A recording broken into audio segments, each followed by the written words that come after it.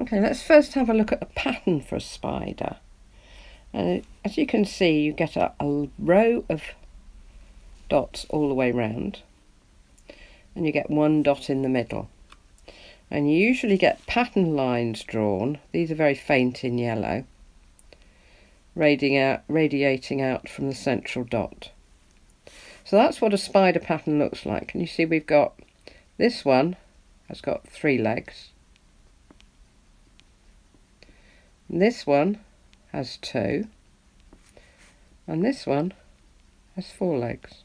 Now don't forget that the two pairs of bobbins that meet at that pin, one will go down there and one will go down there.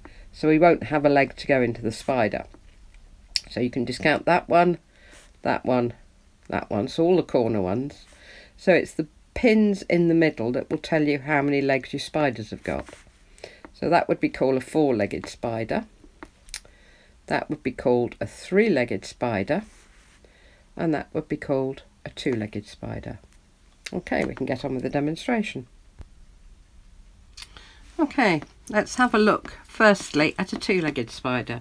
Now what I've got to do is I've got to do these surrounding pins. So I'm going to do half stitch, pin, half stitch around here. You can choose any of the grounds we did in the last bookmark.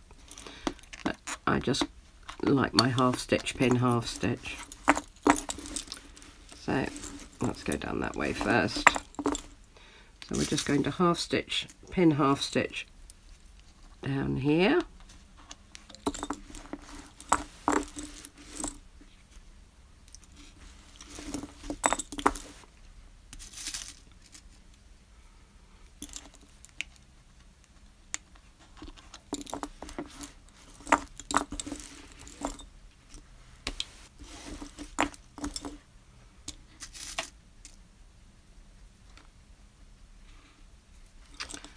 Okay, that's down that side. Move those out of the way a little bit. Put those to the side. Now we'll go down the other side.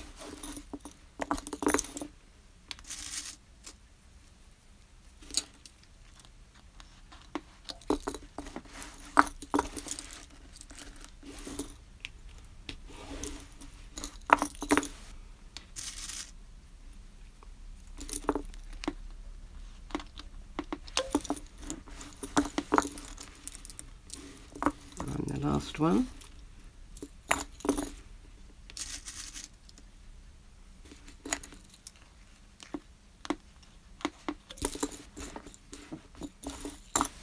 Okay, so these two we don't need at the moment, so they can go off to the side. And then those are the 2 legs on the left, and those are the 2 legs on the right. So that one we don't need. So these are our 4 spiders' legs, 2 on each side. Now we have to twist the pairs before we go into the spider stitch itself. The number of twists you do is a moot point. I was always taught to do 3, but if you've got a really big spider you might want to do a few more. So we're twisting each pair of legs 3 times. Okay, that's every single pair that's a leg has been twisted 3 times. Now, basically what I need to do if I put the pin in is get these 2 pairs over to this side. And I'm going to do that by using cloth stitch. So, I'm going to go through the first pair and then through the second pair. Just cloth stitch, no twists. And then I'm going to take this pair and go through. So I've now got the left hand bobbins on the right hand bobbins on the left. Now this is the only time I, in Torchon, would use a glass-headed pin. As you can see, there are a couple of glass-headed pins in there, and that's because you've got a lot of stress on these, so I don't want to use one of my little brass pins because I'm going to pull these quite tight. So I'm going to put my pin in. Now, we've got to get this really tight, and because of all the twists, it's actually quite difficult to pull them up. Okay, can you see here? We've now got it twisted quite tightly, so it's going to be quite a firm stitch, which is good. Now, the other half of the stitch, if you remember with torchon, what you do going in, you do coming out. So I'm going to move these 2 pairs over to here. So they're going to swap over again. So cloth stitch, through 1 pair, through the 2nd pair. The other one, through 1 pair, through the 2nd pair. Now, we twisted the legs 3 times coming in, so we've got to twist the legs 3 times going out. There are some variations of spiders where you do 4 twists in and 2 out, but we'll come on to those, not in this session on spiders, but probably the next time I design a spider bookmark. There are loads of variations of spiders. So make sure I've pulled that up. Now to end the spider, I'm going to come down this row and that row with half stitch, pin, half stitch. So it's half stitch,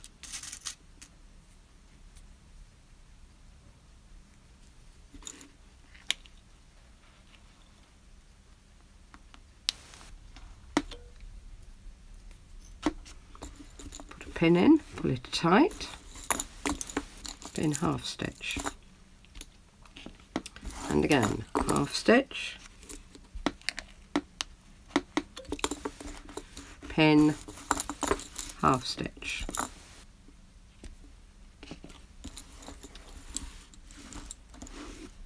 get the pair out there, that lost its twist, half stitch, pin, half stitch, half stitch,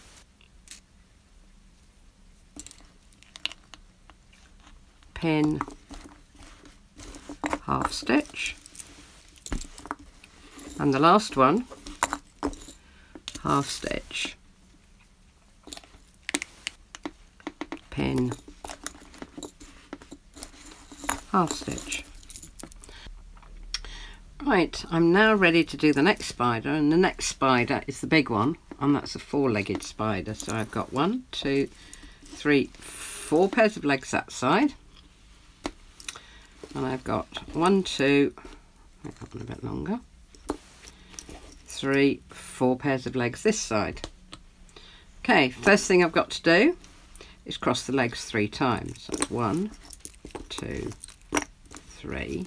I was going to pin those out of the way. 1, 2, 3. 1, 2, 3. 1, 2, 3. Okay, so those are my pairs that side, those are my pairs this side. It's exactly the same as we did on the 2-legged spider. We've just got 4 pairs to go through. So cloth stitch, 1, 2, 3, 4. Pin that one across. And the next one, 1, 2, 3, and pin that one across. Next one,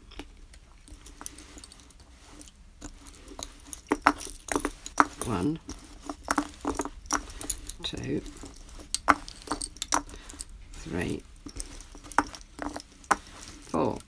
Pin that one across, and the last one.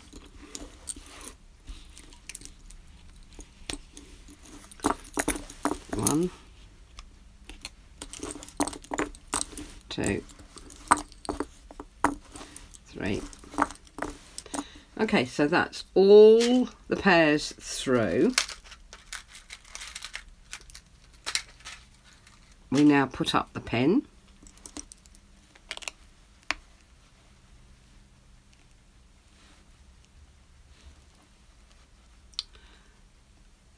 Don't forget I'm using a glass-headed pin.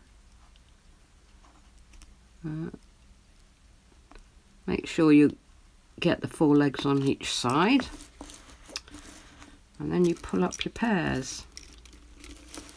Now we've got a lot of twists on this, as well as a lot of cloth stitch, so I'm just going to take a little bit of time to get these down.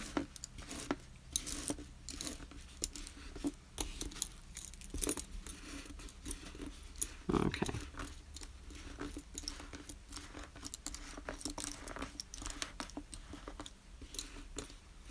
Okay, so you can see that half of the spider is now done.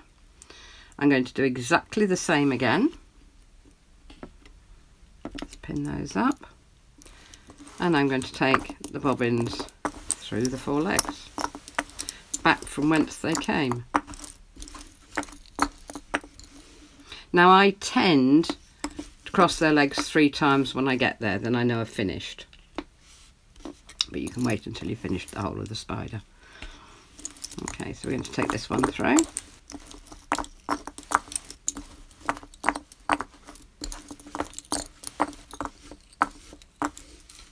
Pin it up. Next one through.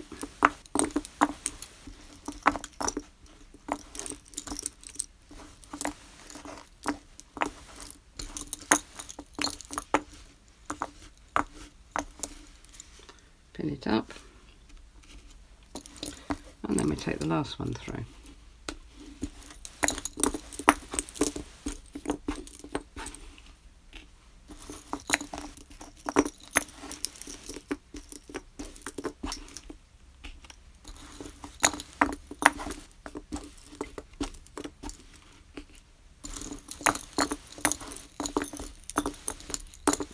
Well, that's our spider finished. All we've got to do now is to pull it up.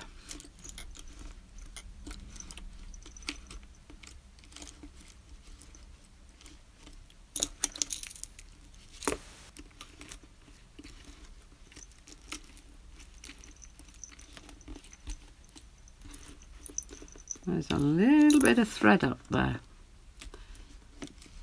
I think it's either that one or that one.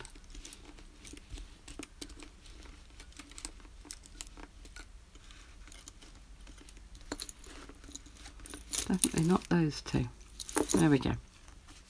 Okay, so that's your 4-legged spider.